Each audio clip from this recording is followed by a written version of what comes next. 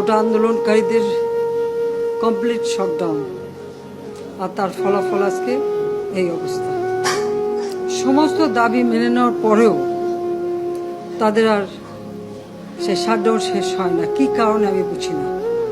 আমরা তো সম্পূর্ণ দাবি মেনে নিয়েছি, একটা মানলে আর একটা, আর একটা মানলে আরো একটা, আর এর ফল আজকে জ্বালিয়ে পুড়ে সব একদিকে সরকার, আর আজকে কত মানুষ জীবন হারালো, কতগুলি মানুষ পঙ্গু হয়ে যাচ্ছে, কতগুলি মানুষ। এবং ঠিক এই 2001 সালে এরকম তাণ্ডব বিএনপি জামাত জোট চালিয়েছিল। আওয়ামী লীগের প্রায় 21,000 নেতা কর্মী হত্যা করে, কত মানুষ গুলি খেয়ে তাদের ঘর বাড়ি হাত পা কেটে দেওয়া, চোখ তুলে দেওয়া, মেয়েদের রেপ করা, এই তাণ্ডব ছিল। আবার 2013 সালে অগ্নিসন্ত্রাস, 13, 14, 15 আগুন জ্বালানো, সব যে গাড়ির ভিতরে, বাসের ভিতরে মানুষ, সেখানেও আগুন জ্বালানো। 23 সালে সেখানেও সেই তাণ্ডব, আর প্রতিবারই পুলিশের উপরে আঘাত, পুলিশের হত্যা, মানুষ মেরে ঝুলিয়ে রাখা, পুলিশ মেরে ঝুলিয়ে রাখা, গাজীপুরে আমাদের কর্মী মেরে ঝুলিয়ে রাখা। এটা কি ধরনের রাজনীতি আমরা জানি না। যেখানে দাবি করেছে প্রত্যেক দাবি আমরা মেনে নিয়েছি। আর মামলা তো তাদের না, আমার করা প্রজ্ঞাপন হাইকোর্ট বাতিল করে দেয়, সরকারের পক্ষ থেকেই তো আমরা আপিল করি, এবং ওই হাইকোর্টের সে রায় সেটা স্থগিত করে দেওয়া হয়। তাহলে তো আবার কোটা থেকে যায়। তাহলে আন্দোলনটা কিসের জন্য ছিল? একেবারে শাটডাউন করে সবাইকে তারপরে মারা। যে সমস্ত ঘটনা ঘটেছে আর যেভাবে মানুষগুলি ক্ষতিগ্রস্ত হয়েছে, আর যারা মারা গেছে আমি তাদের আত্মার মাগফিরাত কামনা করি। আর যারা এখন আহত তাদের সকলের চিকিৎসা সুষ্ঠুভাবে হচ্ছে। আমি আমাদের ডাক্তার, নার্স বা কর্মচারী সকলকে আমি আন্তরিক ধন্যবাদ জানাচ্ছি যে তারা দিন রাত অক্লান্ত পরিশ্রম করেছেন, এবং আমাদের স্বাস্থ্য মন্ত্রণালয় থেকে মন্ত্রী, প্রতিমন্ত্রী সহ আমাদের সকলে বারবার এদের দেখে গেছে এবং যা যা লাগে করে দিচ্ছে। আজকে চিকিৎসার জন্য যা যা লাগবে আমরা করে দিচ্ছি।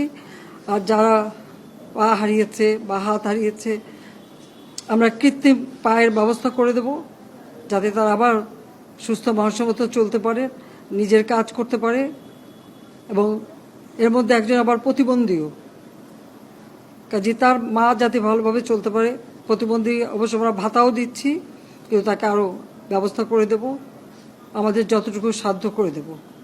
কিন্তু আমার দেশবাসীর কাছে আমি বিচার চাই, কি অপরাধটা কি করেছি যে এইভাবে, যেখানে আমি মানুষের ভাগ্য পরিবর্তনের কাজ করে যাচ্ছি, মানুষের জীবন মান উন্নয়ন করেছি। আজকে বাংলাদেশ সেই 2008-এর বাংলাদেশ আর 2024-এর বাংলাদেশ তো এক না। বাংলাদেশের মানুষের জীবন মান তো উন্নত হয়েছে। আমাদের অর্থনীতি আজকে কত কত উপরে উঠে গিয়েছিল, এবং এটা মনে হলো যে এটা আর কিছুই না। এটা আমাদের অর্থনীতিকে সম্পূর্ণ পঙ্গু করে দিয়ে বাংলাদেশকে আবার ভিক্ষুকের জাতি করে দেওয়া, এটাই বোধহয় এদের পিছনে ষড়যন্ত্র। সেটাই হচ্ছে সব থেকে দুঃখজনক, যে দিন রাত অক্লান্ত পরিশ্রম করে বাংলাদেশটাকে যখন একটা জায়গায় নিয়ে আসলাম, আজকে সেখানে দেখি এই একদিকে জ্বালাও পোড়াও সব কিছু। ঠিক যে প্রতিষ্ঠানগুলি মানুষের সেবা দেয়, আজকে মেট্রো রেলে চড়ে মানুষ কত অল্প সময়ের মধ্যে সময় বাঁচিয়ে কর্মস্থলে পৌঁছাতে পারতো, আবার ফিরতে পারতো। সেখানে ছাত্ররা, চাকরিজীবী, সাধারণ মানুষ সবাই তো যেতে পারতো।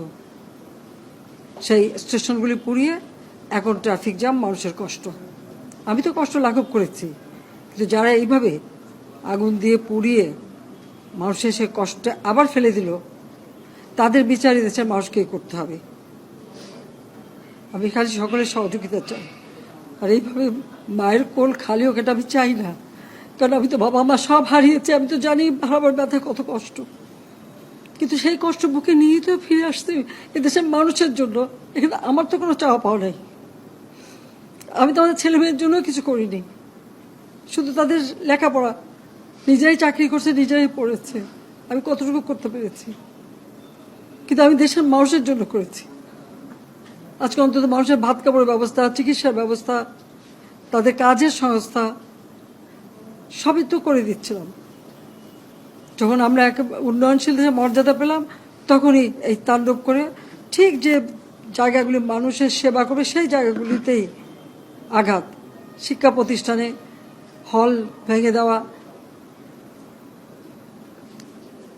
সবচেয়ে দুর্ভাগ্য যে ভিসির বাড়িতে আগুন দেওয়া। এর আগেও একবার ঢাকা ইউনিভার্সিটিতে ভিসির বাড়িতে আগুন দিয়েছিল, আপনাদের মনে আছে। রংপুরে সেখানে আগুন দিয়েছে, ময়মনসিংহ কৃষি বিশ্ববিদ্যালয় থেকে শুরু করে বিভিন্ন জায়গায় এই তাণ্ডব চালিয়েছে। রাজশাহীতে এই তাণ্ডব চালিয়েছে। বিশ্ববিদ্যালয়গুলিতে সেশন জট ছিল, আমি সরকার আসার পর থেকে কোনো সেশন জট নাই। লেখাপড়ার মান উন্নত করা, যাতে এখান থেকে পড়ে আবার বিদেশেও পড়তে হবে, সেই ব্যবস্থাও করে দিয়েছি। কিন্তু তারপরেও কোটা সংস্কার আন্দোলন, কোটা তো আমি বাতিলই করে দিয়েছি। আমি আহ্বান করেছিলাম যে একটু ধৈর্য ধরো, হাইকোর্টে শুনানি হবে,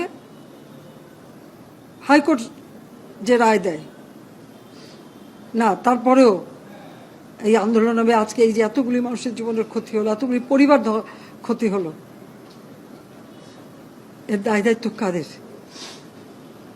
আমি দেশবাসীর কাছে সেই আহ্বান জানাবো যে এই ধরনের ধ্বংসযজ্ঞের জন্য এই দেশকে নিয়ে আর কেউ চালাতে না পারে। আমি সকলে সাহায্য চাই, আর আমি চাই না এভাবে মায়ের কোল খালি হোক আর এভাবে মানুষ অসহায় হয়ে পড়ুক।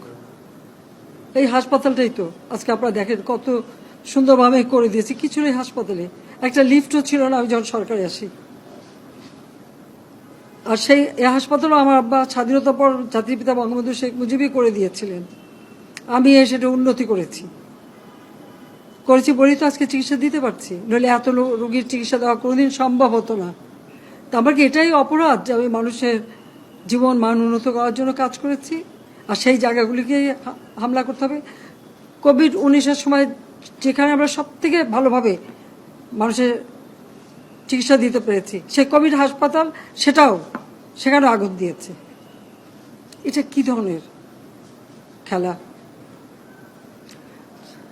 যাক, আমি আর কিছু বলতে পারি না। আমি যে এগুলি এক একদিন দেখি আর